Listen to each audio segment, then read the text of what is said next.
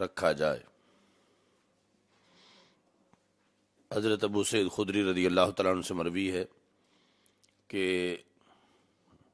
عورتوں نے رسول پاک صلی اللہ علیہ وسلم سے یہ کہا، یا رسول اللہ صلی اللہ علیہ وسلم، آپ کے سلسلہ میں ہم پر مرد غالب آ گئے ہیں، یعنی آپ سے فیض پانے کے لحاظ سے۔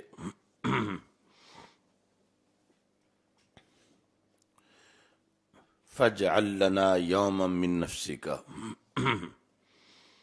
ہمارے لیے اپنے اوقات میں سے ایک دن معین کیجیے۔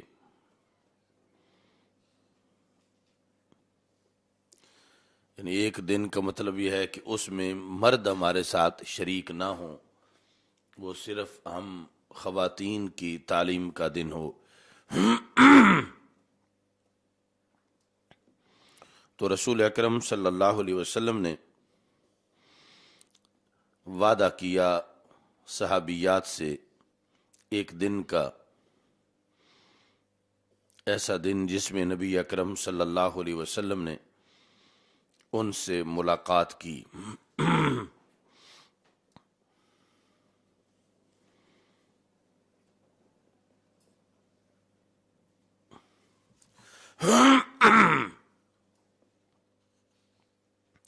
بس رسول اکرم صلی اللہ علیہ وسلم نے اس دن میں انہیں نصیحت کی اور انہیں حکم دیا۔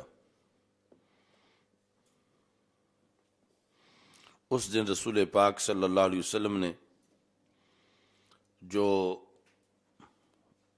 انہیں ارشادات فرمائے، اس میں ایک بات یہ تھی کہ تم خواتین اسلام میں سے جو عورت بھی اپنے سے پہلے 3 بچے بھیجے گی، یعنی وہ خود تو بھی دنیا میں ہے لیکن اس کے 3 بچے جو ہیں وہ فوت ہو چکے ہیں، کان لہا حجابا من النار، تو وہ بچے اس عورت کے لیے جہنم سے بچاؤ کا باعث بن جائیں گے۔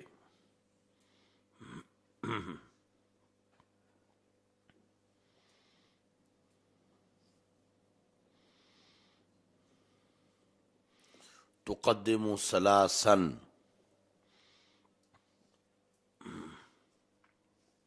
تو ثلاثا ذکر فرمایا، ثلاثتن نہیں۔ تو ثلاثن ہے ولد کی وجہ سے، تو اس بنیاد پر ولد جو ہے وہ مذکر کو بھی شامل ہے اور مؤنث کو بھی شامل ہے، یعنی 3 بچے خواہ وہ بیٹے ہوں یا بیٹیاں ہوں یا مشترکہ ہوں، جس عورت کے یہ فوت ہو گئے اس کے خود فوت ہونے سے پہلے، اور فوت ہوئے چھوٹی عمر میں،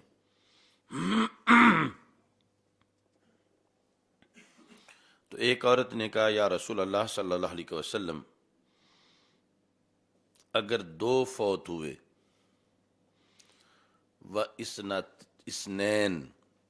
اثنتین بھی نہیں، جس طرح پیچھے ثلاثتن نہیں تھا، یہاں اثنتین نہیں، یہ بھی ولد کی وجہ سے کہ مراد ولد ہے، و اثنین، اس کو کہتے ہیں عطف تلقینی۔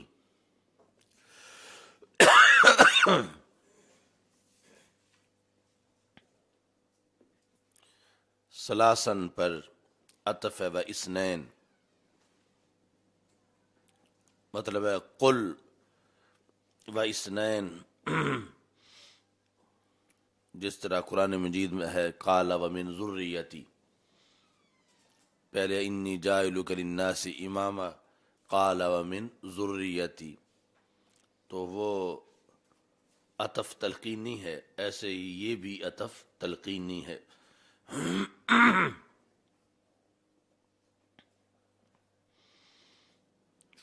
فقال واثنین، تو نبی اکرم صلی اللہ علیہ وسلم نے فرمایا اگر دو بھی اس نے آگے بھیجے تو پھر وہ بھی اس کے لیے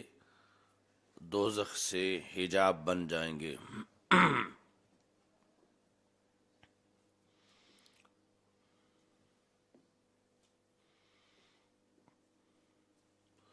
تو اس سے ایک تو عورتوں کی جو تعلیم ہے، درس و تدریس اور تعلیم و تعلم کے لحاظ سے ان کا مستقل شعبہ، اس کا یہ بیان ہے۔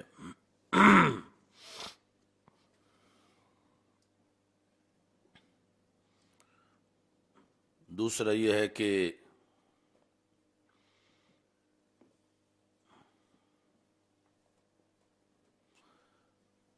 عقائد کے لحاظ سے یہ حدیث جو ہے وہ دیوبندی وہابی بھی مانتے ہیں، اور یہاں سے یہ ثابت ہوتا ہے کہ ایک بچہ بھی قیامت کے دن مشکل کشا بن سکتا ہے، ایک بچی بھی حاجت روا بن سکتی ہے، اور اتنی بڑی مشکل کشائی کی اور حاجت روائی کہ آگ کے ایک شعلے سے بچانا بھی مشکل کشائی ہے، اور پورے جہنم سے بچانا کتنی بڑی مشکل کشائی ہوگی۔ تو یہ کسی عورت کی اولاد اس کے لیے آگ کے سامنے حجاب بن جائے گی کہ اسے آگ میں نہیں گرنے دے گی۔ تو جب قیامت کے دن ایک چھوٹے سے بچے کا شریعت کی بنیاد پر اتنا بڑا کردار ہوگا، تو خود رسول پاک صلی اللہ علیہ وسلم کا کتنا بڑا اختیار اور کس قدر مشکل کشائی ہوگی۔ اب یہ بچہ جو ہے جب آگ سے بچائے گا اپنی ماں کو، تو اس سے عقیدہ توحید میں کوئی فرق نہیں آئے گا، کوئی شرک لازم نہیں آئے گا، اس کے مشکل کشا ہونے کی بنیاد پر کہ اگرچہ یہ حجاب بن گیا ہے، اس کی طرف نسبت کی جا رہی ہے بچانے کی، لیکن عقیدہ توحید اپنی جگہ سلامت ہے، اس پر کسی طرح کی کوئی آنچ نہیں آئی۔ تو اس سے کروڑ درجہ اونچا مقام ہے، کروڑہ درجہ رسول پاک صلی اللہ علیہ وسلم کی مشکل کشائی اور حاجت روائی کا، اور وہ اللہ کی عطا سے ہے، تو اس کی بنیاد پر اللہ تعالیٰ کے احکام پر، توحید پر کسی طرح کی کوئی آنچ نہیں آئے گی۔ اس کی قدرتیں کامل ہیں، اور اس کے دیے ہوئے اختیارات میں سے رسول پاک صلی اللہ علیہ وسلم کا مشکل کشائی اور حاجت روائی کا یہ اختیار ہوگا۔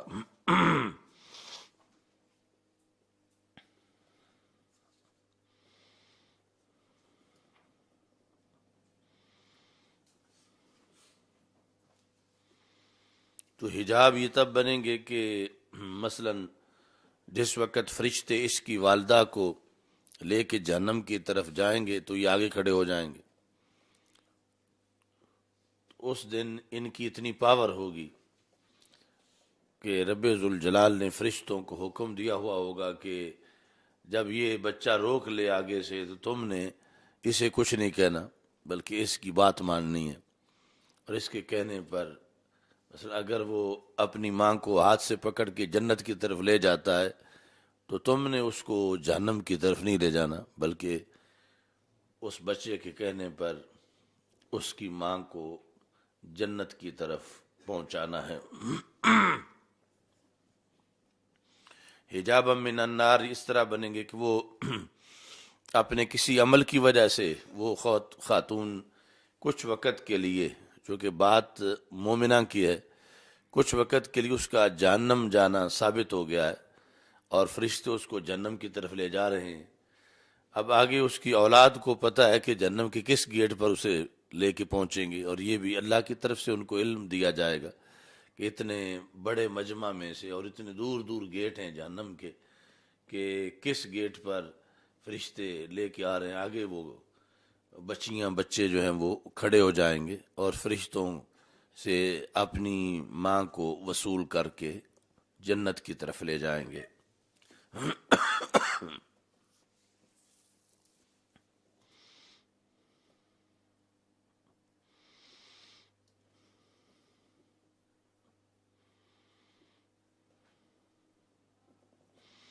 یہاں تک کہ دوسری حدیث میں سقط جو ہے لا یراغم ربہ، وہ اپنے رب سے جھگڑا کرے گا۔ سقط کہتے ہیں ناتمام بچے کو کہ جس کے پورے اعضاء بنے بھی نہیں تھے کہ اس کی ولادت ہو گئی، ناتمام پیدا ہوا، فوت ہوا وہ بھی جھگڑا کرے گا۔ تو یہ ہے یعنی مقام ناز کا جھگڑا۔ ویسے اللہ سے جھگڑا کر کے بچے کوئی کیسے، اور پھر قیامت کے دن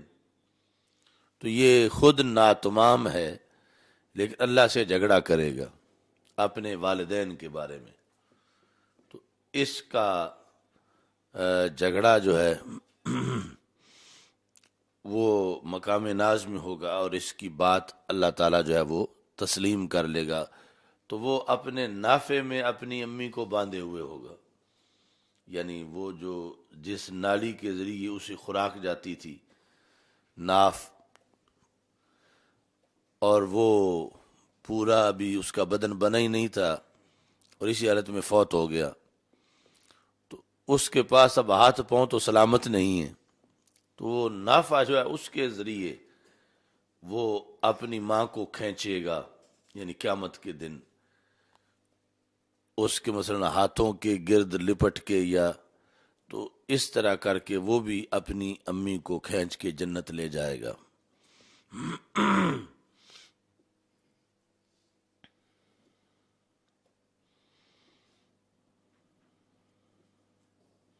پڑھنے دے سائیں۔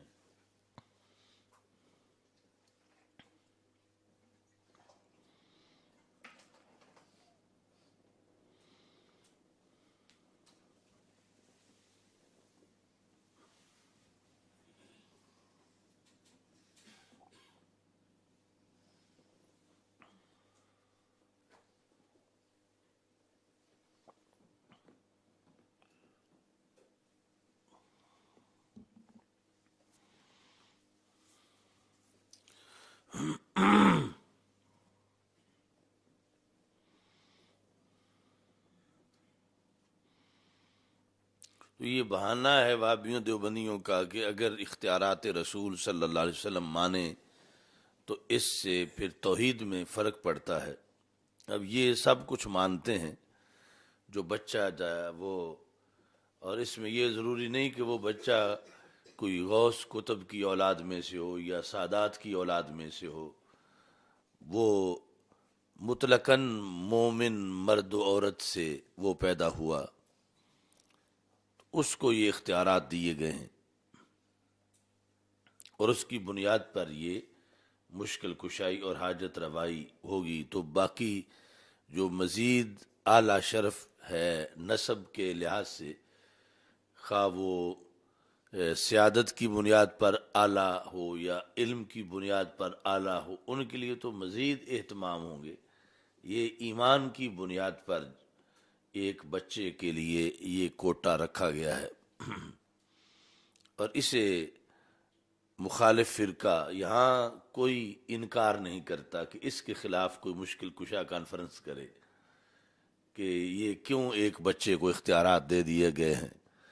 یعنی یہ ہے وہ بغض نبی صلی اللہ علیہ وسلم کہ سرکار کے اختیارات یا اولیاء کے اختیارات کے بارے میں وہ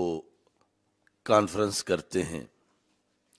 وہ حبیب پیارا تو عمر بھر کرے فیض و جود ہی سر بسر، ارے تجھ کو کھائے تپے سقر، تیرے دل میں کس سے بخار ہے، یعنی اس بنیاد پر اس بچے کے خلاف تو کوئی جلسہ نہیں ہے کہ قیامت کے دن ایک بچے کو اختیارات دے دی گئی ہیں اور یہ ہماری عقیدہ توحید برداشت نہیں کرتا کہ ایک بچے کو اس طرح اختیارات دے دیے جائے، اور ادھر رسالت اور جو ہے وہ ولایت کے لحاظ سے ان کو درد ہوتا ہے کہ ہم جلسہ کریں، ہم کتاب لکھیں۔ اچھا جی، حضرت ابو ہریرہ رضی اللہ تعالیٰ عنہ، حضرت ابو سعید خدری رضی اللہ تعالیٰ عنہ سے بھی یہ روایت ہے، اور پھر حضرت ابو ہریرہ رضی اللہ تعالیٰ عنہ نے وہ جو روایت اس میں ہے ثلاثتن لم یبلغ الحنس، یعنی 3 بچے جو کہ ابھی تک بالغ نہ ہوئے ہوں۔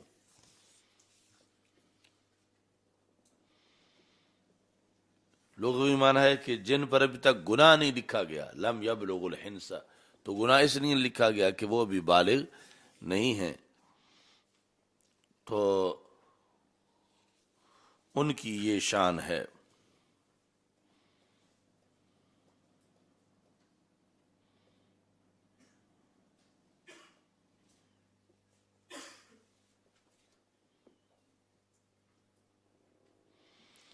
باقی یہاں پر بات کی جا رہی ہے عورت کے لحاظ سے، ما من کن، تو یہ چونکہ سامنے وہ بیٹھی ہوئی تھیں، وہ دن ان کی تبلیغ کا تھا، اجتماع ان کا تھا، تو اس لیے مؤنث کے صیغے استعمال فرمائے، ورنہ یہ نہیں ہے کہ عورت کو تو ماں کو تو وہ بچے لے جائیں گے، باپ کو چھوڑ جائیں گے، حکم دونوں کے لیے برابر ہے، یعنی جو نابالغ بچے کسی کے فوت ہوئے تو وہ باپ کو بھی جنت لے جائیں گے، ماں کو بھی جنت لے جائیں گے، لیکن یہاں ان احادیث میں جو مؤنث کی ضمیریں ہیں وہ اس بنیاد پر ہیں کہ اس وقت مخاطب عورتیں تھیں اور ان سے گفتگو ہو رہی تھی، ورنہ دوسرے مقام پر جو صیغے ہیں وہ اس طرح کے بھی موجود ہیں کہ جن میں رسول اکرم صلی اللہ علیہ وسلم نے یہ الفاظ استعمال فرمائے، ما من مسلم یقدم ثلاثتن، جی حدیث آگے اس میں ہی کتاب الجنائز میں بخاری میں ہی آئے گی، ما من مسلم، تو اب یہاں پر تو کوئی وہم نہیں ہے کہ صرف عورتوں کے لیے ہیں، مردوں کے لیے یہ نہیں ہے، بلکہ مسلم یا مسلمہ سب کو یہ اعزاز حاصل ہے کہ ان کی اولاد، چونکہ دونوں کی مشترکہ اولاد ہے، تو اولاد ماں کو بھی جنت میں لے جائے گی، باپ کو بھی جنت میں لے جائے گی۔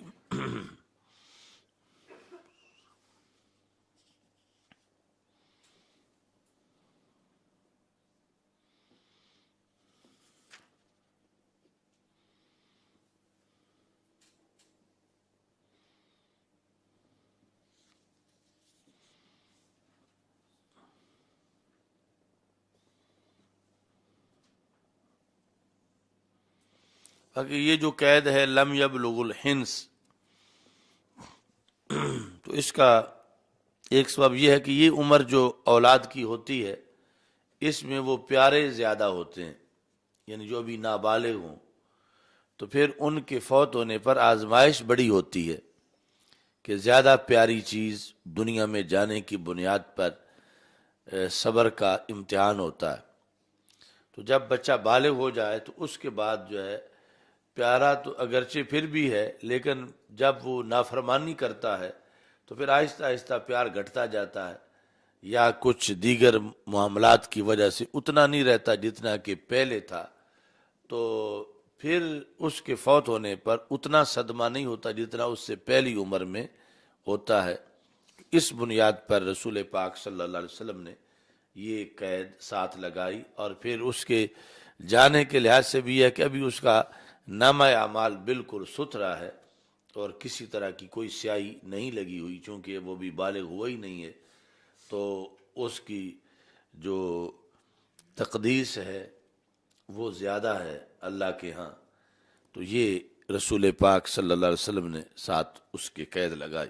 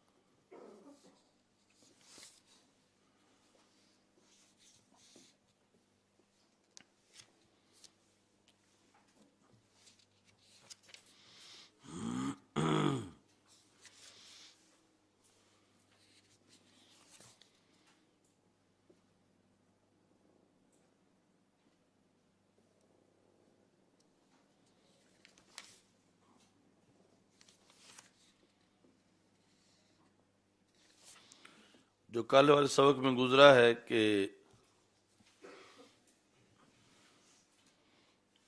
جو رسول پاک صلی اللہ علیہ وسلم نے فرمایا لقد ظننت یا ابا ہریرہ اللہ یسألنی عن هذا الحدیث احد اول منک لما رأیت من حرصک علی الحدیث اسعد الناس بشفاعتی یوم القیامہ من قال لا الہ الا اللہ خالصا من قلبہ او نفسہ. تو یہ قانون شفاعت ذہن میں رکھنا ضروری ہے کہ کافر کی شفاعت نہیں ہوگی اور کوئی شفیع ایسا نہیں ہو سکتا کہ جو خود کافر ہو. شافع یا شفیع یا مشفع یہ تینوں ایک ہی کے وصف ہیں کہ جس کی شفاعت قبول کر لی جائے گی. تو سب ایمان کی بنیاد پر ہوگا کہ شافع بھی مومن ہے اور جس کی شفاعت کر رہا ہے وہ بھی مومن ہے. تو اس حدیث کے تحت بھی امام عینی نے یہ وضاحت کی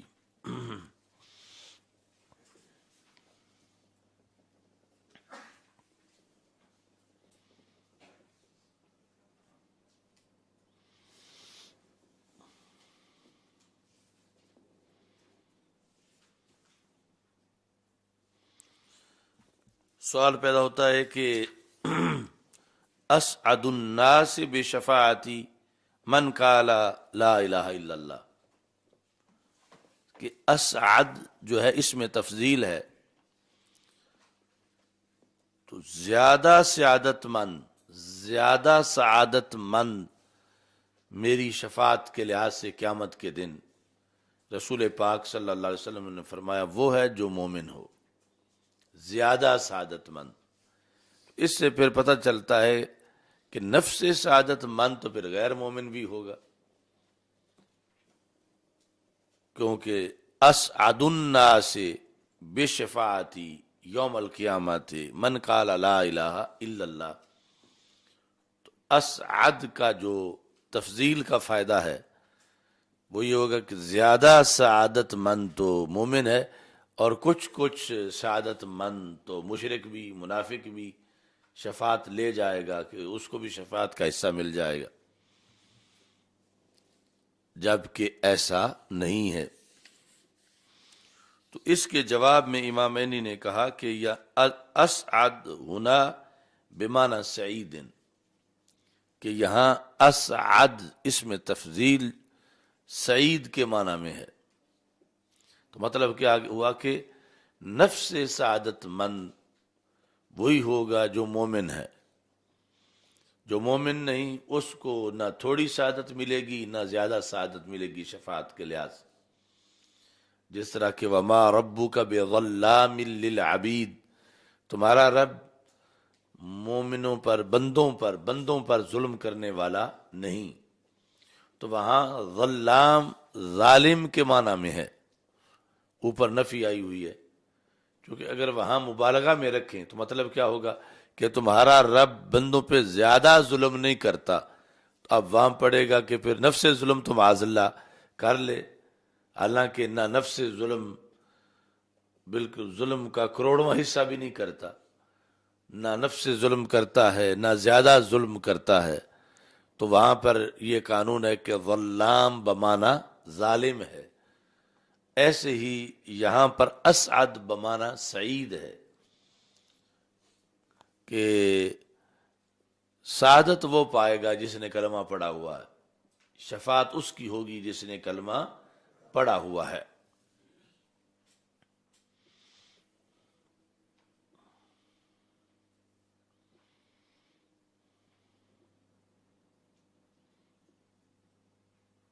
یہ ایک جواب دیا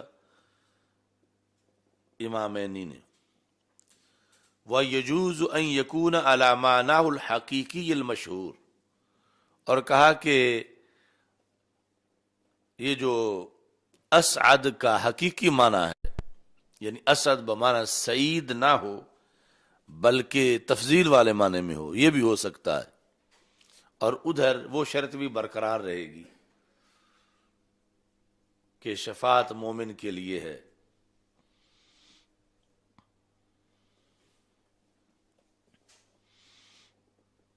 اچھا جی، والتفضیل بحسب المراتب، اور تفضیل جو ہے وہ حسب مراتب ہوگی، تفضیل حسب مراتب ہوگی.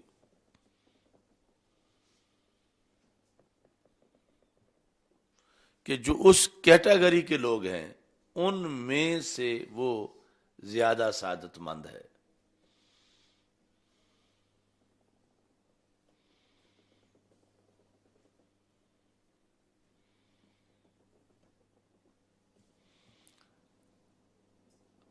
اب فإن النبی علیہ السلام، یہ انہوں نے اہم بات یہاں پہ لکھی، یشفع فی الخلق بإراحتہم من حول الموقف،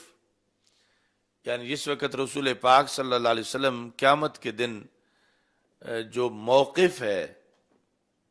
جہاں سارے لوگ اکٹھے ہوں گے اور پسینہ ہوگا، سورج سوا نیزے پہ ہوگا، اس طرح کے حالات ہوں گے، اور سب کہیں گے کوئی کسی طرف ہمارا کوئی فیصلہ تو ہو،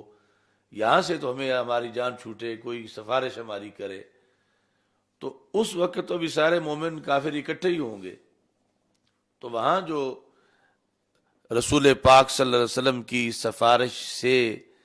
موقف کے ہول سے وہ بچیں گے، وہ شفاعت تو ان لوگوں دوسروں کو بھی حاصل ہو جائے گی. تو نفس سعید جو ہیں اس لحاظ سے ہیں، اور اسعد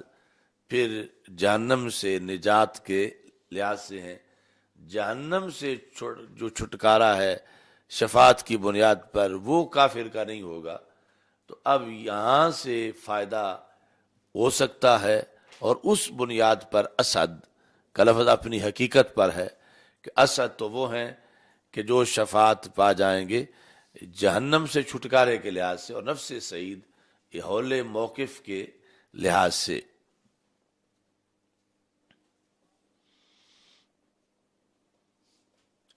یہاں انہوں نے لکھا وَيَشْفَعُ فِي بَعْضِ الْكُفَّارِ بِتَخْفِيفِ الْعَذَابِ، کہ رسول اکرم صلی اللہ علیہ وسلم بعض کفار کے تخفیف عذاب کی بھی شفاعت کریں گے. یعنی جہنم سے چھٹکارا تو کسی کافر کو حاصل نہیں ہوگا، نہ اس کی کریں گے، لیکن تخفیف کی جہنم کے اندر بھی رسول پاک صلی اللہ علیہ وسلم کی شفاعت وہاں تک اثر انداز ہوگی. ایک تو حول موقف کے لحاظ سے اسعد بتایا، دوسرا اسعد ہوگا کہ جو چھٹکارا پا جائے، اور سعید ہوگا کہ چھٹکارا نہیں کمی ہو جائے عذاب میں. اس میں یہ کہا کہ کما صح فی حق ابی طالب، کہ جس طرح ابو طالب کے حق میں یہ حدیث صحیح سے ثابت ہے، اب وہاں پر جو ہے وہ اسعد نہیں، سعید کے عذاب سے چھٹکارا نہیں، لیکن تخفیف جو ہے وہ ثابت ہے، جو حدیث آگے بار بار آئے گی کہ حضرت عباس رضی اللہ تعالی عنہ نے رسول پاک صلی اللہ علیہ وسلم سے یہ کہا کہ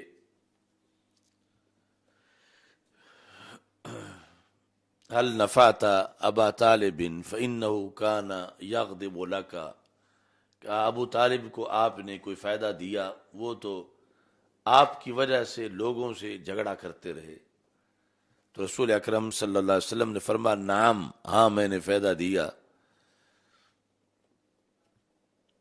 انه فی دحداح من النار لولا انا لکان فی الدرک الاسفل من النار، کہ وہ اب صرف اتنا جہنم میں ہیں کہ ان کے ٹخنوں تک آگ ہے، اگر میرا کردار نہ ہوتا نکالنے میں تو وہ جہنم کے سب سے نچلے گڑھے میں ہوتے، تو ہیں جہنم میں، لیکن اتنا فرق ہے کہ کہاں سر تک ڈوبا ہوا ہونا اور پھر اوپر کروڑوں میل آگ ہو سب سے نچلے گڑھے میں، اور کہاں یہ کہ سب سے اوپر آ جائیں سطح آگ پر اور ٹخنوں تک باقی رہ جائے۔ تو یہ میرا کردار ہے کہ میں نے فائدہ دیا، اور یہ فائدہ کلمے کے بغیر محض میری وجہ سے ہے، یعنی یہ اتنا بڑا سرکار کا فائدہ ہے کہ کلمے کے بغیر بھی یہاں تک کھینچ کے لے آئے، اگرچہ کہ فرمایا کہ ان کا دماغ اس آگ کی وجہ سے بھی یوں کھولتا ہے جس طرح کے گوشت ہنڈیا میں کھولتا ہے، لیکن میں نے فائدہ دیا اور فائدہ ثابت کیا، مگر ایمان ثابت نہیں کیا، فائدہ ثابت کیا مگر جہنم سے نکلنا وہ نہیں بتایا، جہنم میں رہنا بتایا۔ تو اس بنیاد پر امام عینی نے پھر جواب دیا کہ اب وہاں پر اسعد تو نہیں لیکن سعید بنے کہ اس بنیاد پر کہ تخفیف ہوئی عذاب کے اندر۔ کما صح فی حق ابی طالب، تو یہ یعنی جتنی بھی احادیث ہیں بخاری کی اس سلسلہ میں یا اس کے علاوہ، امام عینی یعنی جو پہلے ائمہ کی اتنی صدیاں بعد کے ہیں، اسناد اور دیگر ساری چیزوں کے معائنہ کے بعد صحت کے قائل ہیں کہ یہ احادیث درجے میں صحیح ہیں، کہ جن کے اندر عدم ایمان کا ذکر ہے لیکن شفاعت کا حصہ ملا اور اس سے تخفیف عذاب پائی گئی۔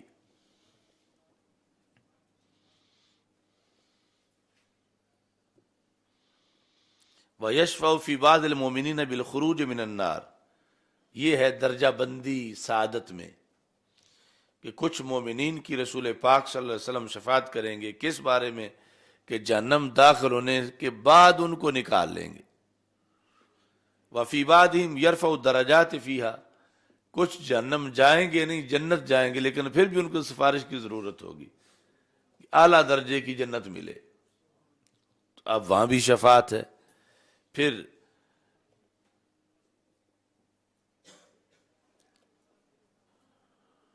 وفی بعضہم بدخول الجنہ بغیر حساب، کہ بعض کی سفارش یہ ہوگی کہ جہنم بھیجا ہی نہ جائے ان کو، بلکہ بیر سے ہی جنت بھیج دیا جائے، اگرچہ فیصلہ جہنم کا ہو چکا تھا۔ بعض جہنم میں جائیں گے لیکن پھر شفاعت سے نکل آئیں گے، اور بعض جو ہیں وہ ڈائریکٹ جنت میں جائیں گے لیکن پھر بھی ان کو سفارش کی ضرورت ہوگی کہ ان کی جنت اونچی نہیں ہے زیادہ یا اعلیٰ نہیں ہے، تو وہ چاہیں گے کہ رسول پاک صلی اللہ علیہ وسلم میری سفارش فرمائیں، اور سرکار دو عالم صلی اللہ علیہ وسلم سفارش فرمائیں گے۔ تو اس بنیاد پر یعنی یہ انہوں نے دوسرا جواب دیا امام عینی نے کہ اس طرح درجہ بندی جو ہے اس کے مطابق پھر اسعد اپنے حقیقی معنی میں ہے، اور پہلا جواب یہ تھا کہ اسعد بمانا سعید ہے، اور ضمناً یہاں عدم ایمان ابی طالب کا مسئلہ انہوں نے بیان کیا اور اس کے دلائل کو ساتھ بیان کیا۔ اس میں جو کل وہ تفسیر خازن کا رہ گیا تھا اور آپ نے پھر یاد ہی نہیں کرایا،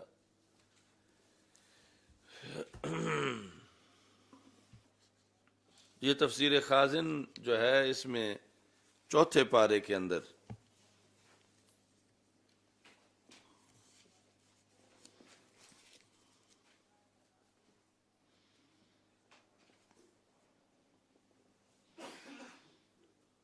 یہ جو آیت ہے ما کان اللہ لیذر المؤمنین علی ما انتم علیہ حتی یمیز الخبیث من الطیب،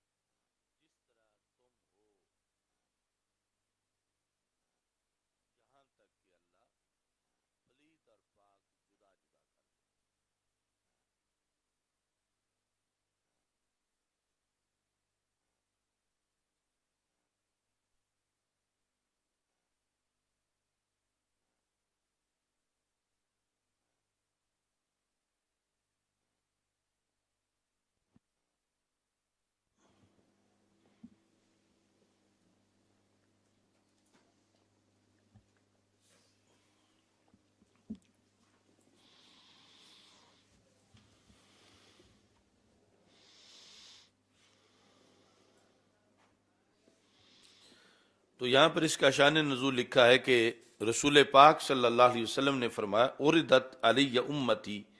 فی صورہا فی التین، کہ مجھ پر میری پوری امت پیش کی گئی، اور امت سے مراد یہاں امت اجابت نہیں بلکہ دعوت ہے، مراد ہے انسانیت۔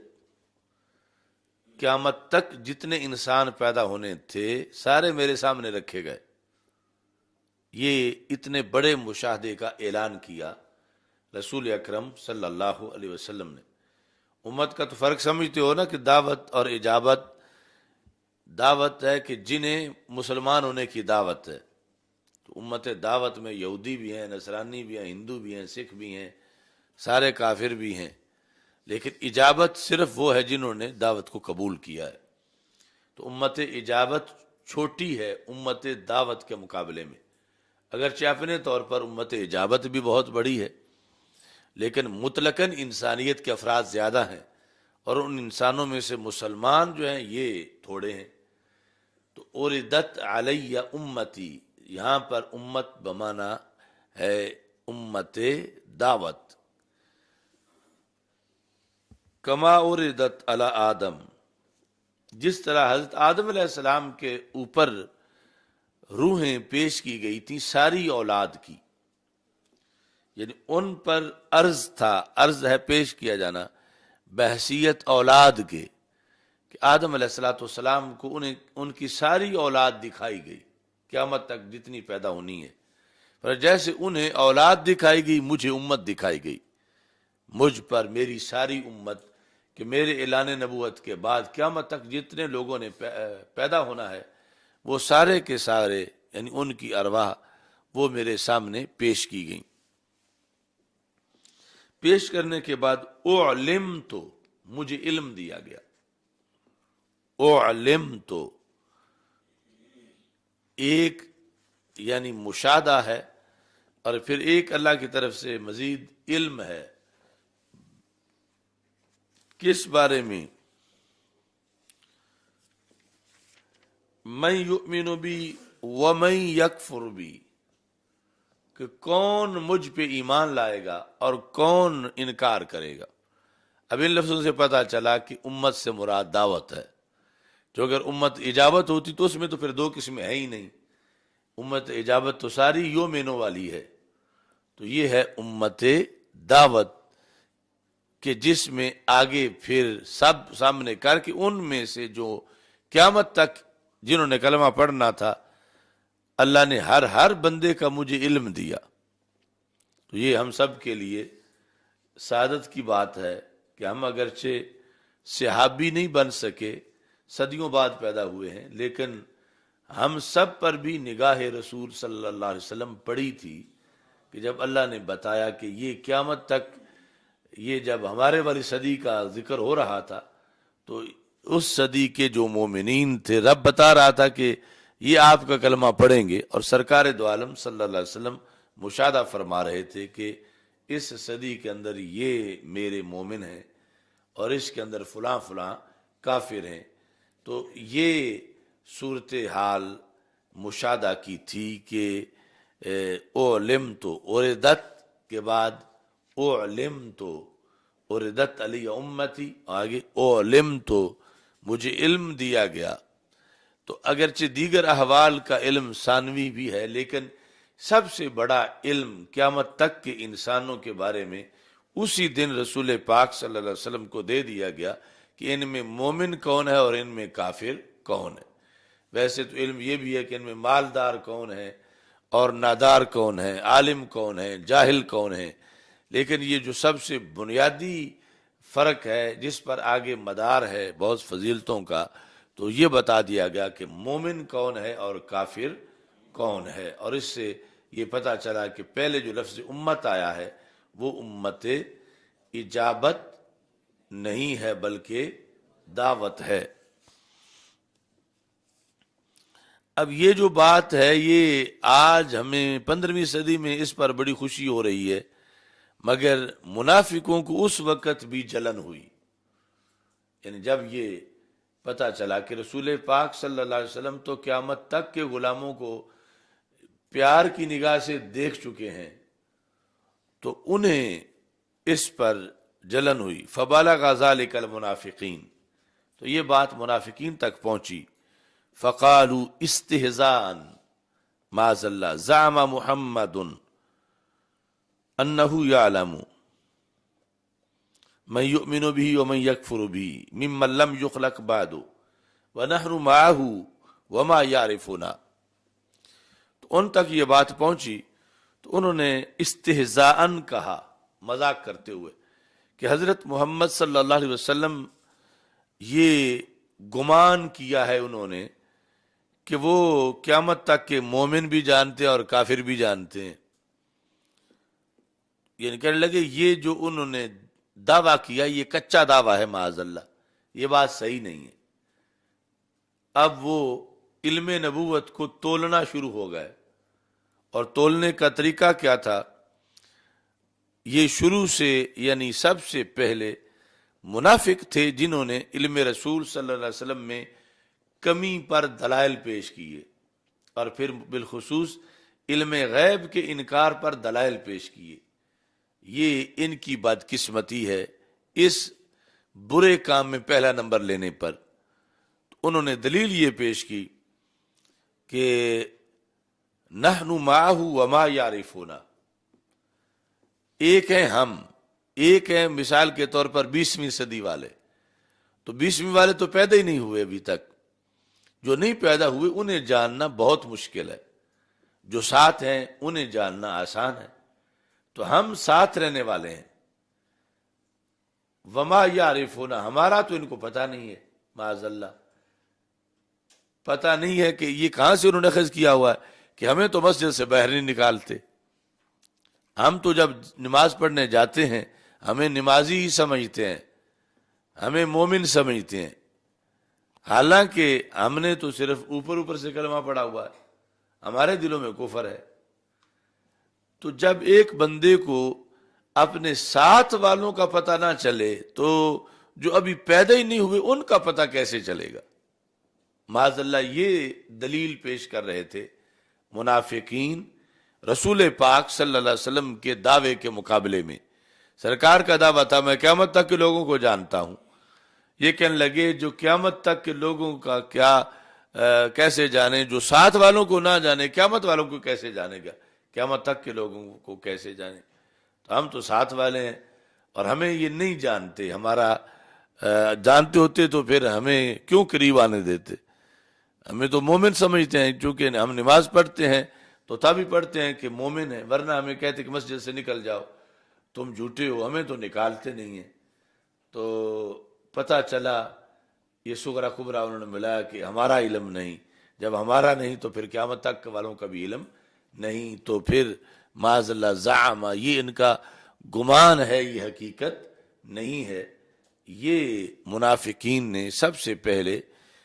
علم رسول صلی اللہ علیہ وسلم کو تول کے کم ثابت کرنے کی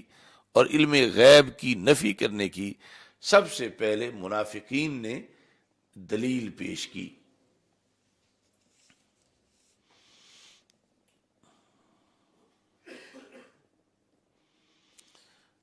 فبلغ ذلك رسول اللہ صلی اللہ علیہ وسلم، اب جو کچھ منافقین نے رسول پاک صلی اللہ علیہ وسلم کی کے دعوے پر تبصرہ کیا، گندا تبصرہ، وہ بات سرکار دو عالم صلی اللہ علیہ وسلم تک پہنچ گئی۔ اس پر پھر نبی اکرم صلی اللہ علیہ وسلم نے ایکشن لیا، یہ نہیں کہ جو کہتے ہیں کہتے پھریں، اس پر رد عمل کا اظہار کیا۔ رد عمل کا اظہار کیا تھا؟ فقام علی المنبر، تو رسول اکرم صلی اللہ علیہ وسلم ممبر پہ کھڑے ہو گئے، فحمد اللہ تعالی واثنا علیہ، خطبہ پڑھا، ثم قال،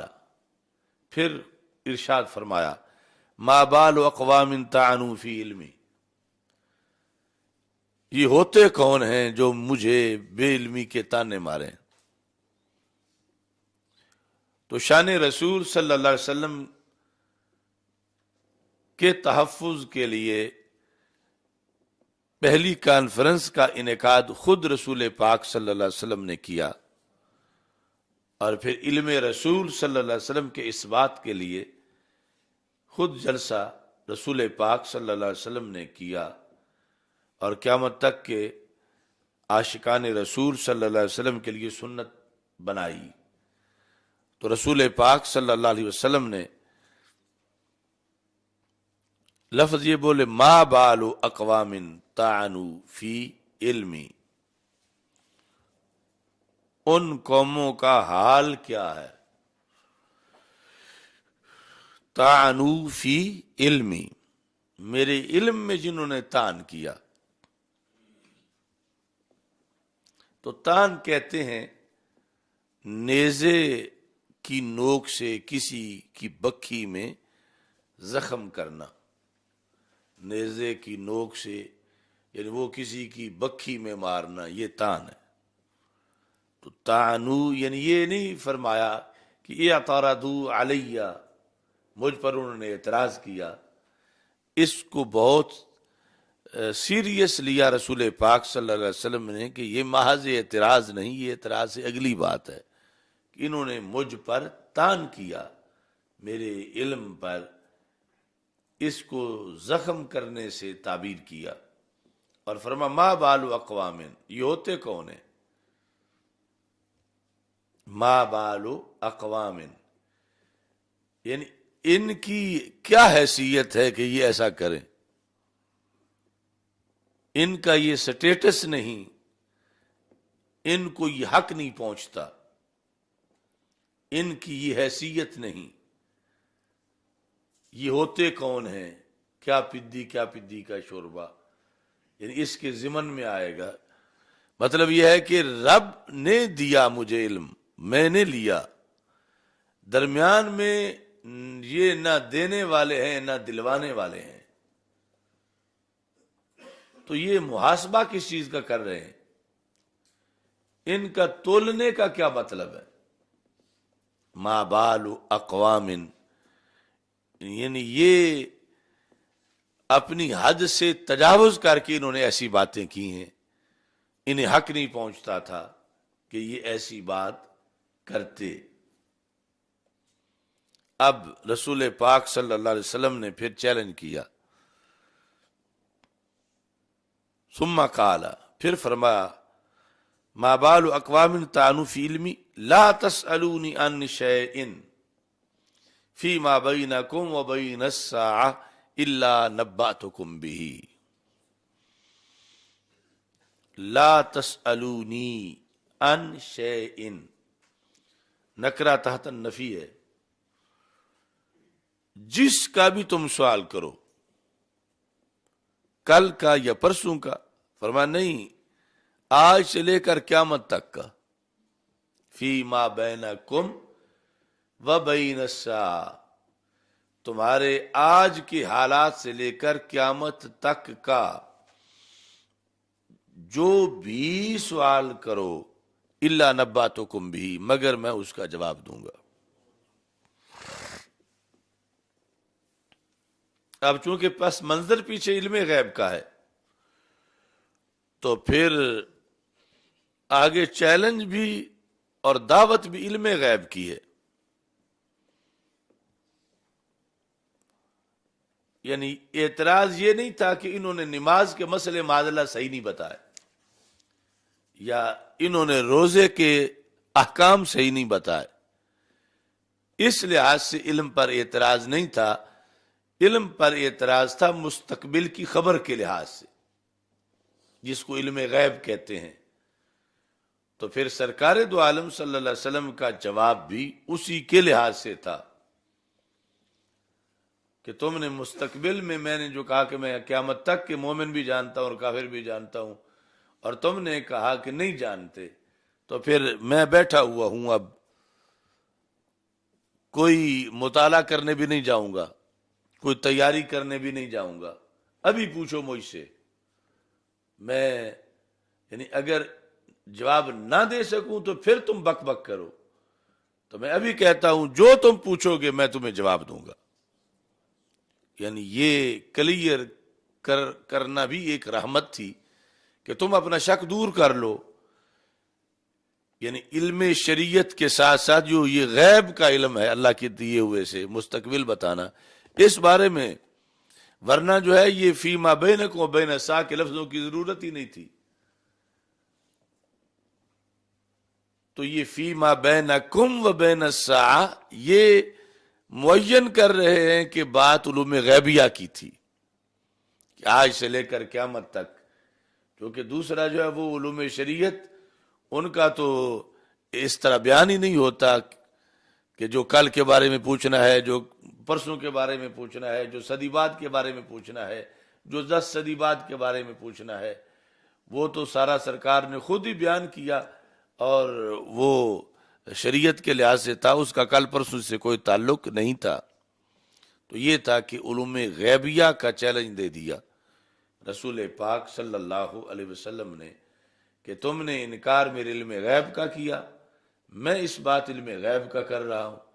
اور میں اس میں تمہیں ڈھیل نہیں دے رہا، میں اب کہتا ہوں اب جو پوچھنا ہے، اور پھر اس میں کوئی دائرہ نہیں بنا رہا کہ صرف تم 1 سال تک پوچھ لو، صرف 1 صدی تک پوچھ لو، بلکہ نکرہ تحت النفی ہے کہ اگر قیامت تک کے تمہارے سامنے 10 کروڑ سوال ہیں تو ان میں سے ہر ایک کا میں جواب دوں گا۔ یعنی فی ما بینکم و بین الساعہ، فی ما بینکم و بین الساعہ، کیسے کہ قیامت تک سورج کتنی بار طلوع ہوگا یہ پوچھو، قیامت تک بادل کتنی بار بنیں گے، قیامت تک بارش کتنی بار ہوگی، قیامت تک روئے زمین پر کس جگہ پہ کتنے قطرے گریں گے، وہاں سے کتنا سبزہ اگے گا، ان کے پتے کتنے ہوں گے، ان پہ پھول کتنے آئیں گے، ان سے پھل کتنے بنیں گے، قیامت تک چاند کتنی بار چمکے گا، چاندنی کس کس پہ پڑے گی، فی ما بینکم و بین الساعہ، قیامت تک رزق کتنا آئے گا،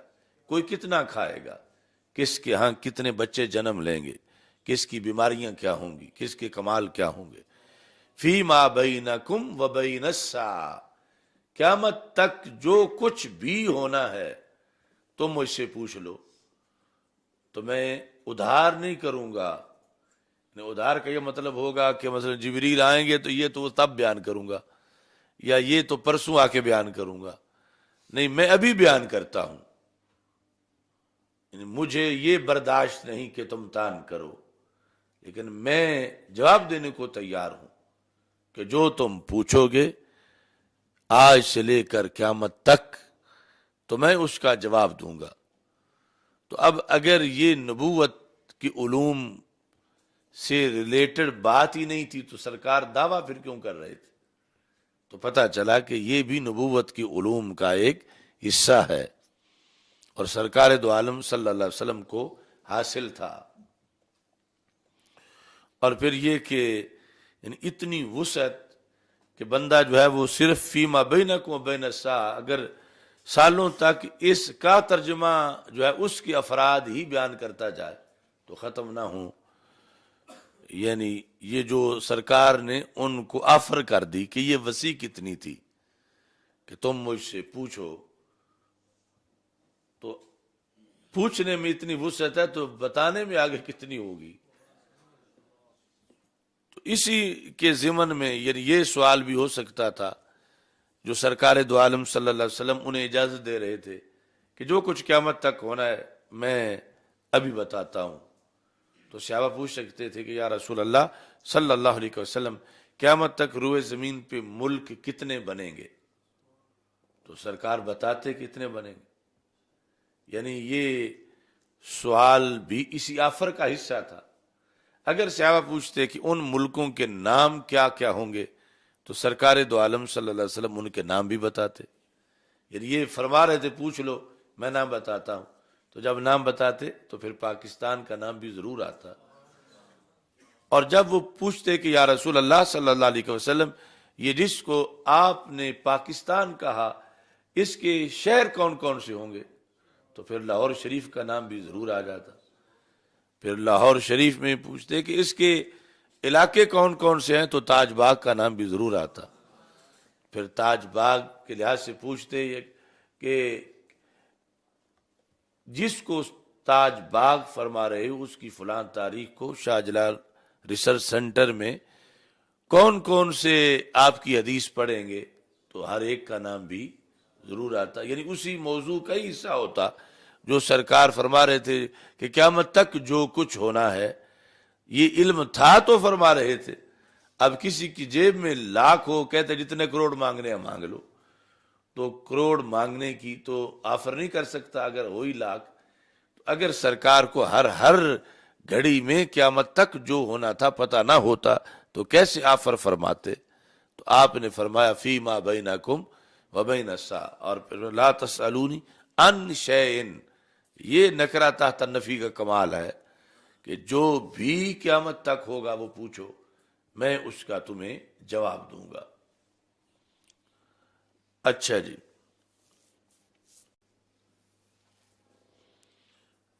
فقام عبداللہ بن حذافہ السامی،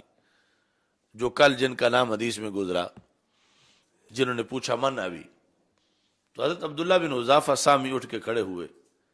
فقال من ابی یا رسول اللہ صلی اللہ علیہ وسلم،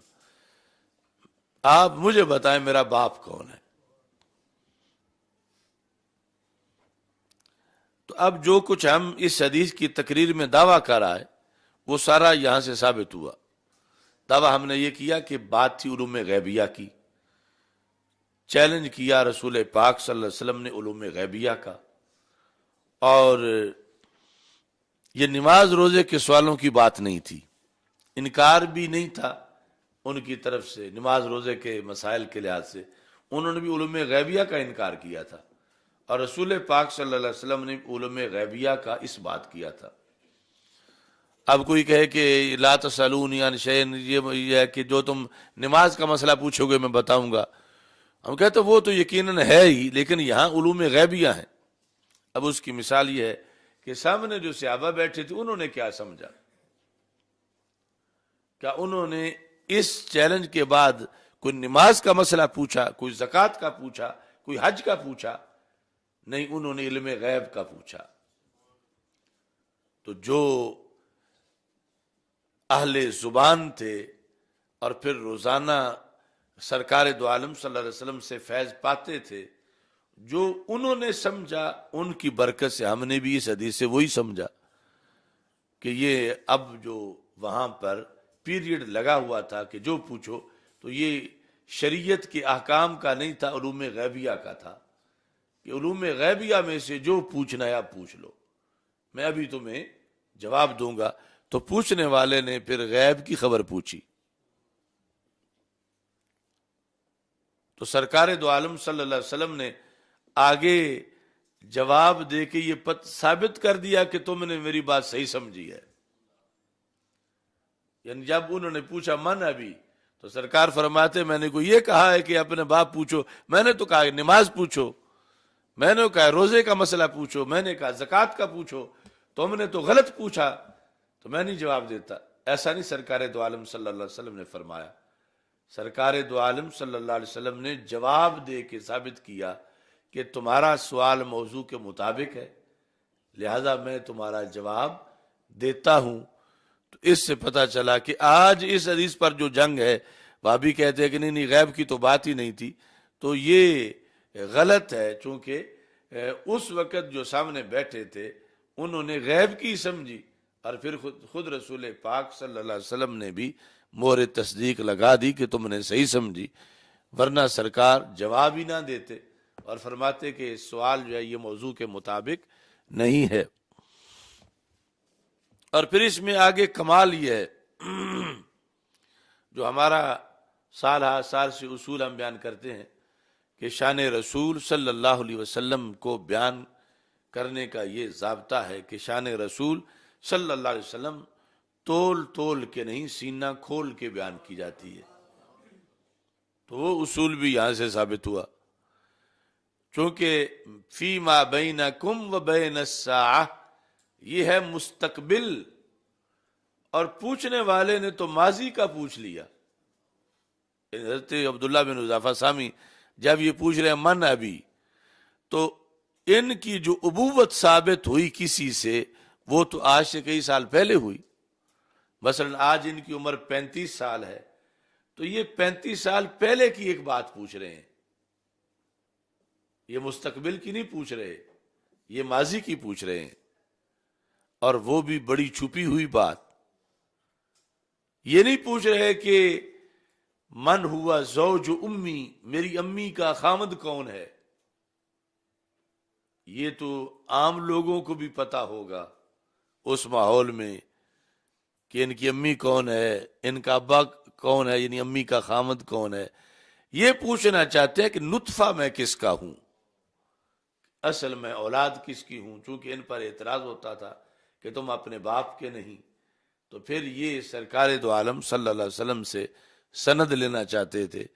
تو خبر غیب کی پوچھی اور بڑی چھپی ہوئی پوچھی. اور یہاں سے یہ پھر ہمارا قانون ثابت ہوا کہ سوال یہ ہے کہ سرکار نے تو مستقبل کا فرمایا، تو انہوں نے ماضی کا کیوں پوچھا. تو جواب یہ ہے کہ یہ بتانا چاہتے تھے کہ جو ما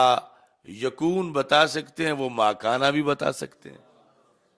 ما یکونوں سے ما کانا خود مان جانا یہ صحابہ کا عقیدہ ہے، کیونکہ وہ شان رسالت تول تول کے نہیں، سینہ کھول کے مانتے ہیں. تولنے کا تو تھا، یہاں ساتھ ما کانا کے بھی لفظ ہوتے تو پھر یہ تھا کہ یعنی مطلقاً عبارت کے لحاظ سے کہ سرکار نے مستقبل کی بھی اجازت دی، ماضی کی بھی دی ہے، تو میں جو چاہوں پوچھوں. لیکن یہاں ذکر صرف مستقبل کا ہے اور پوچھنے والے نے ماضی کا پوچھ لیا ہے. تو سرکار فرما سکتے تھے کہ تجھے میری بات کی سمجھ نہیں آئی، میں تو تجھے مستقبل کا کہہ رہا ہوں، تو مستقبل کی پوچھو، تم ماضی کی کیوں پوچھتے ہو. تو رسول پاک صلی اللہ علیہ وسلم نے پھر بھی انکار نہیں فرمایا اور پھر بھی ماضی کا جواب دے دیا کہ حذیفہ السامی، کہ تمہارے باپ کا نام حذیفہ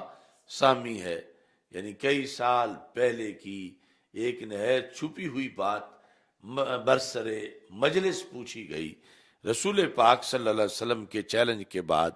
آپ نے نہ یہ فرمایا کہ ابھی تو جبریل آئیں گے تو پھر میں بتاؤں گا یا یہ کل بتاؤں گا. اسی وقت رسول پاک صلی اللہ علیہ وسلم نے بتا کر جو چیلنج دیا تھا اس کے لحاظ سے آپ نے ثابت کر دیا کہ تم نے پوچھا، میں نے ابھی تم کو بتا دیا. تو یہ یعنی چیلنج مستقبل کے لحاظ سے تھا، علوم غیبیہ کا تھا. لیکن صحابی نظریہ رکھتے تھے اگر غیب جانتے ہیں یقیناً مستقبل کے لحاظ سے جانتے ہیں تو ماضی کون سا بعید ہے. تو ماضی کا پوچھا تو رسول پاک صلی اللہ علیہ وسلم نے یہاں بھی فہم صحابہ پر تصدیق کی مہر لگا دی. جو آج فہم سنی ہے یہ فہم صحابہ کے تابع ہے. صحابی سمجھ گئے کہ اگر مستقبل کا جانتے ہیں تو پھر ماضی کا بھی جانتے ہیں، جیسے آج سنی سمجھتا ہے کہ مستقبل کا جانتے ہیں تو ماضی کا بھی جانتے ہیں، تو انہوں نے اسی کے پیش نظر سوال کیا۔ تو رسول پاک صلی اللہ علیہ وسلم نے اس فہم کو مسترد نہیں کیا کہ فرماتے فیما بینکم و بین الساعہ، لفظ تو تجھے نظر نہیں آ رہے کہ مستقبل کی بات ہے تو تم نے ماضی کا کیوں پوچھا، بلکہ جواب دے کے بتایا کہ تم نے صحیح پوچھا کہ شان رسول صلی اللہ علیہ وسلم تول تول کے نہیں سینہ کھول کے مانتے ہیں کہ مستقبل کا جانتے ہیں تو پھر ماضی کا بھی جانتے ہیں۔ اور پھر اس میں سوال پیدا ہوتا ہے کہ کیا یہ صحابی جو ہیں ان کا پہلے نظریہ نہیں تھا، انہوں نے کیوں پوچھا؟ حضرت عبداللہ بن حذافہ سامی نے تو چیلنج تو تھا، اصل کو منافقین کو چیلنج تھا، صحابہ کے لحاظ سے منکر ہی نہیں تھے۔ منکر تھے وہ لوگ جنہوں نے کہا تھا وَنَحْنُ مَعَهُ وَمَا يَعْرِفُونَ، ہم ساتھ ہوتے ہیں ہمارا تو پتہ نہیں ہے، اور دعویٰ کر رہے ہیں قیامت تک کے لیے۔ چیلنج ان کے لیے تھا، لیکن جب صحابہ کرام رضی اللہ تعالیٰ عنہ نے دیکھا کہ اب ان میں سے کوئی بھی پوچھ نہیں رہا، چونکہ ان کو تو لینے کے دینے پڑ گئے، ان کا پردہ فاش ہو گیا کہ یہ جن لوگوں نے اعتراض کیا وہ منافق ہیں۔ اب جو بولے گا پوچھے گا تو اس کو پھر وہ تعارف بھی اپنا ساتھ لینا پڑے گا کہ یہ لوگ ہیں جنہوں نے رسول پاک صلی اللہ علیہ وسلم کا دل دکھایا ہے، چونکہ سرکار بہت غصے میں تھے اور فرما رہے تھے ہل انتم منتہون، ہل انتم منتہون، ہل انتم منتہون، تمہاری کب بس ہوگی، تم یہ بک بک کب بند کرو گے، میرے خلاف اعتراض، یہ جو تم شرارتیں کرتے ہو کب تمہاری انتہا ہوگی۔ تو اب بولنا وہاں پہ منافقین میں سے کسی کا بہت دشوار تھا کہ انہوں نے سر جھکائے ہوئے تھے، زیادہ جھکا رہے تھے کہ ہمارا چہرہ نظر نہ آئے، ہمارا پتہ نہ چلے۔ تو پھر صحابہ میں یہ فیصلہ کیا کہ اب پیریڈ لگا ہوا ہے اور اب یہ کمینے بول نہیں رہے، اور جب یہ وقت گزر جائے گا تو پھر کہیں گے کہ اگر ہم پوچھتے تو آنا نہیں تھا ان کو جواب، تو پھر ہم خود ہی پوچھ لیتے ہیں۔ اس بنیاد پر حضرت عبداللہ بن حذافہ سامی نے پوچھا، ان کا پوچھا اسی طرح تھا پوچھنا ان کا جس طرح وہ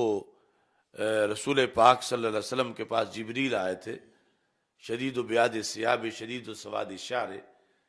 سفید کپڑوں والا اور سیاہ زلفوں والا بندہ آ کے بیٹھ گیا، مل ایمان مل اسلام مل احسان، پوچھتا بھی ہے اور پھر تصدیق بھی کرتا ہے۔ جب پوچھتا ہے تو صحابہ کہتے ہیں ہم پتہ چلتا ہے کہ اسے نہیں آتا، جب تصدیق کرتا ہے تو پتہ چلتا ہے کہ یہ تو پہلے بھی جانتا تھا، نہ مدینہ منورہ کا ہے نہ دور سے آیا ہوا لگتا ہے، مدینہ منورہ کا ہوتا تو ہم سے اجنبی نہ ہوتا، اور دور سے آیا ہوتا تو اتنے دھلے ہوئے بال نہ ہوتے، یعنی یہ تو ایسے ہی اب اندر سے بیوٹی پارلر سے تیار ہو کے باہر تشریف لے آئے ہیں کہ کپڑے بڑے سفید ہیں، زلفیں بڑی سیاہ ہیں، تو اس وقت جو سفر کے ذرائع تھے ان میں تو ضرور جو ہے وہ دور سے آتے تو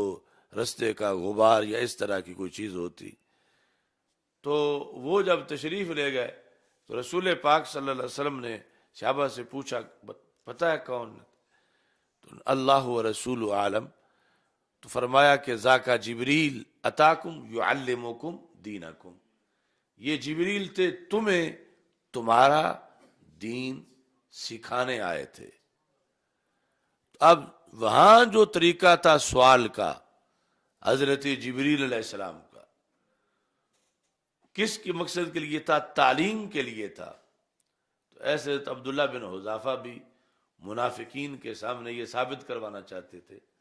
اور اپنی سند بھی لینا چاہتے تھے کہ دیکھو میں نے پوچھا ہے، تو رسول پاک صلی اللہ علیہ وسلم نے فوراً جواب دے دیا ہے۔ تو جس طرح تعلیم کے مقصد کے پیش نظر وہاں سوال کیا گیا، تو یہاں بھی وہ جو پہلے گڑبڑ ہوئی تھی اس کو دور کرنے کے لیے یہ سوال کیا حضرت عبداللہ بن حذافہ سامی نے، اور رسول اکرم صلی اللہ علیہ وسلم نے فوراً اس کا جواب ارشاد فرما دیا۔ ایک قاری صاحب نے کرسی تے باؤ سائیں، دو کرسیاں تے قاری صاحب تھلے باز۔ اچھا جی،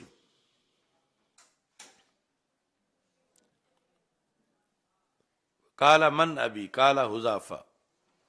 فقام عمر، یہ جو وہ تھا 12 کا اعلی رکبتئی ہے، یا کام اعلی رکبتئی، گھٹنوں کے بل کھڑے ہو کر، یعنی اتنا ایمرجنسی تھی کہ پورا کھڑے ہونا اس کی انہوں نے مہلت نہیں سمجھی حضرت عمر رضی اللہ تعالیٰ عنہ کہ میں فوراً بولوں اور ذرا اجاگر ہو کے بولوں کہ کون بول رہا ہے. تو گھٹنوں کے بل کھڑے ہو کر آپ نے فرمایا یا رسول اللہ صلی اللہ علیہ وسلم ردینا باللہ ربا وبالاسلام دینا وبالقرآن اماما وبک نبیا فاعف عنا، آپ ہمیں معاف فرما دو. یعنی یہ صحابہ سے برداشت نہیں ہو رہا تھا اتنا غصہ کہ ہم میں سے تو کوئی منکر نہیں ہے آپ کے نبی ہونے کا. یہ انڈے گندے ہیں جنہوں نے یہ کہا وبے کا نبی، ہم آپ کو نبی مانتے ہیں. اور نبی اکرم صلی اللہ علیہ وسلم اتنا غصے میں آگے کہتے حل انتم منتہون حل انتم منتہون حل انتم منتہون. اور منافقین جو ہیں وہ سارے مزید سر نیچے کرتے ہیں کہ کہیں ہمارا نام نہ لے لیں کہ فلاں فلاں نے علیحدہ بیٹھ کے میری فلاں حدیث پر یہ اعتراض کیا. تو اس طرح کر کے یہ آیت اتری ما کان اللہ لیذر المؤمنین علی ما انتم علیہ حتی یمیز الخبیث من الطیب وما کان اللہ لیطلعکم علی الغیب ولکن اللہ یجتبی من رسلہ من یشاء. یہ تھا خباثت کا پس منظر. اللہ کی یہ شان نہیں کہ اللہ مومنین کو پہلے حال پہ رہنے دے. پہلا حال کیا تھا کہ منکرین علم نبوت بھی مسجد نبوی میں ہی نمازیں پڑھیں اور منکرین علم غیب بھی مومن ہی کہلائیں. اللہ کی یہ شان نہیں کہ اب ویسے رہے. اللہ اب کیا کرے گا حتی یمیز الخبیث من الطیب، اللہ پاک پلیت جدا جدا کرے گا. تو لفظ خبیث قرآنی تاریخ میں سب سے پہلے کس پہ بولا گیا؟ یعنی یہاں ہندو سکھ پہ نہیں بولا گیا، یہاں نصرانی یہودی پہ نہیں بولا گیا، یہاں ان پہ بولا گیا جنہوں نے کہا نحن معہ وما یعرفون، کہ ہم ساتھ ہوتے ہمارا تو پتہ نہیں ہے اور دعویٰ یہ کرتے ہیں کہ قیامت تک کے لوگوں کو جانتا ہوں. نمازی تھے اور وہ بھی مسجد نبوی شریف کے، اور وہ بھی ختم المرسلین حضرت محمد صلی اللہ علیہ وسلم کے پیچھے نماز پڑھنے والے تھے. تو محض نمازی ہونا کافی نہیں، اتنے بڑے درجے کے نمازی بھی خبیث ہو سکتے ہیں. جرم کیا ہے کہ وہ علم نبی صلی اللہ علیہ وسلم کے منکر تھے، تو انہیں خبیث کہا قرآن نے. اور اللہ تعالیٰ نے فرمایا کہ اب ہم علیحدہ علیحدہ کریں گے، پہلے کی طرح نہیں ہوگا. تو پھر ان کو مسجد نبوی سے نکالا گیا. تو مسجد نبوی سے منافقین کے اخراج کا باعث تھا علم غیب رسول صلی اللہ علیہ وسلم کا انکار کرنا. جب تک انکار نہیں کیا گیا تھا تو ان کو اجازت تھی، یہ چھپے ہوئے تھے اسلام کی چھتری کے نیچے. رسول پاک صلی اللہ علیہ وسلم سے حضرت عمر رضی اللہ تعالیٰ عنہ کئی بار کہہ چکے تھے کہ فلاں فلاں کالی بھیڑیں ہیں ان کو نکالا جائے. تو رسول پاک صلی اللہ علیہ وسلم فرماتے تھے کہ لوگ کہیں گے کہ جو ان کا کلمہ پڑھتا اس کو بھی نکال دیتے ہیں. لوگ کہیں گے، یعنی یہ کسی حد تک اس بات کا بھی لحاظ کیا جاتا ہے. پھر لحاظ نہ کرنا اصل پالیسی ہے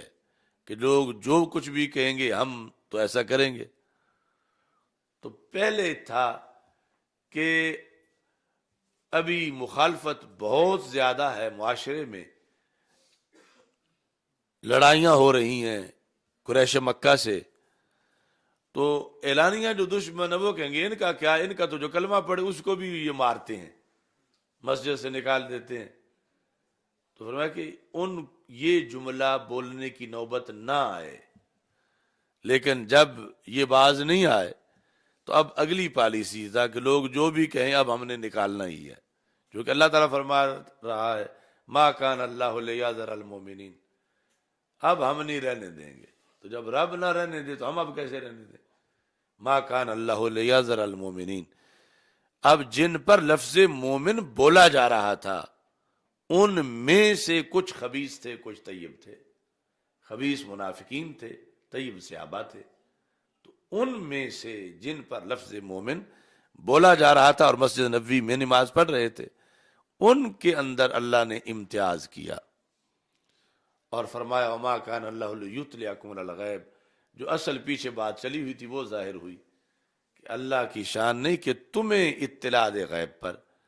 لیکن اپنے رسولوں میں سے جسے چاہتا ہے غیب عطا فرما دیتا ہے۔ یہ شان نزول یعنی اس آیت کا اولین ہے، اور دوسرا خندق کے لحاظ سے ہے، دونوں ہی علم غیب کے بارے میں۔ خندق کھودتے ہوئے رسول پاک صلی اللہ علیہ وسلم نے جب ضرب لگائی اس پتھر کو جو صحابہ سے ٹوٹ نہیں رہا تھا، تو اس سے آگ نکلی، روشنی ہوئی، تو آپ نے فرمایا شام فتح ہو گیا، عراق فتح ہو گیا۔ تو وہاں بھی منافق بولے کہ آج تے کافروں سے ڈرتے ہوئے خندقیں کھود رہے ہیں کہ اپنا گھر بچانا مشکل ہے مدینہ منورہ، اور دعویٰ یہ کرتے ہیں وہ دور جا کے شام فتح ہو گیا۔ تو اس میں بھی انہوں نے انکار علم غیب کیا، تو آیت اتری ما کان اللہ لیذر المومنین، اور آگے وما کان اللہ لیطلعکم علی الغیب۔ تو اس کے سوا کوئی شان نزول ہے ہی نہیں، یعنی جو 80% ہے وہ یہ ہے جو بخاری میں بھی اس کے حصے ہیں اور یہاں تفصیل سے ہے، اور باقی وہ ہے خندق والا۔ تو یہاں پر جو ایک علی الاطلاق قانون ثابت ہوا اسلام کا وہ ہے امتیاز حق و باطل۔ ایک ہے فرقہ واریت اور ایک ہے امتیاز۔ تو امتیاز حق و باطل میں یہ سنت خداوندی ہے، اس کی مذمت نہیں کی جا سکتی۔ تو ہم فرقہ واریت کے قائل نہیں ہیں، لیکن ہم امتیاز حق و باطل کو اللہ کی سنت سمجھتے ہیں، اور ہمارا منہج اس پر ہے ما کان اللہ لیذر المومنین علی ما انتم علیہ حتی یمیز الخبیث من الطیب۔ تو ہمارا منہج خبیث کو خبیث کہنا ہے، طیب کو طیب کہنا ہے۔ ہمارا منہج یہ نہیں کہ خبیث طیب ایک جیسے ہی ہیں، خبیث طیب کا فرق نہ کرو، وہ صلح کلیت ہے۔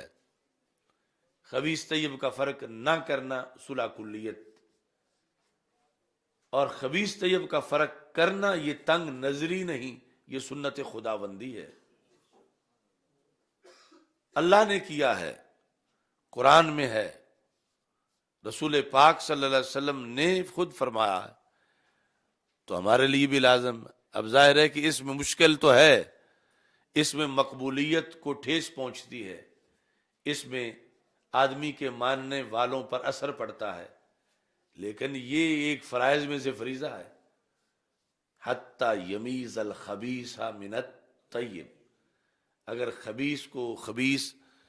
مانا نہ جائے پھر بھی خرابی ہے بہت بڑی،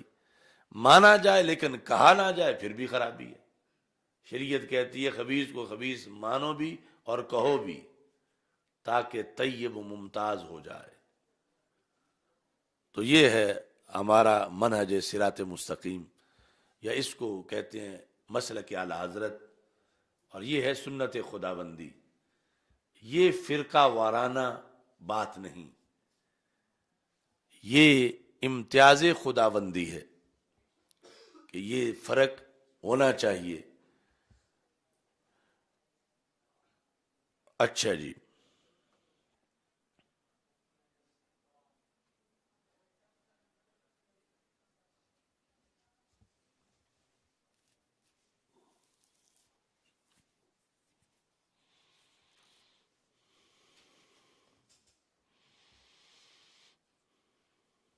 تو یہ ایک حدیث، اب یہ تو میں نے بتایا کہ یہ ہے تفصیلاً، اور اس کے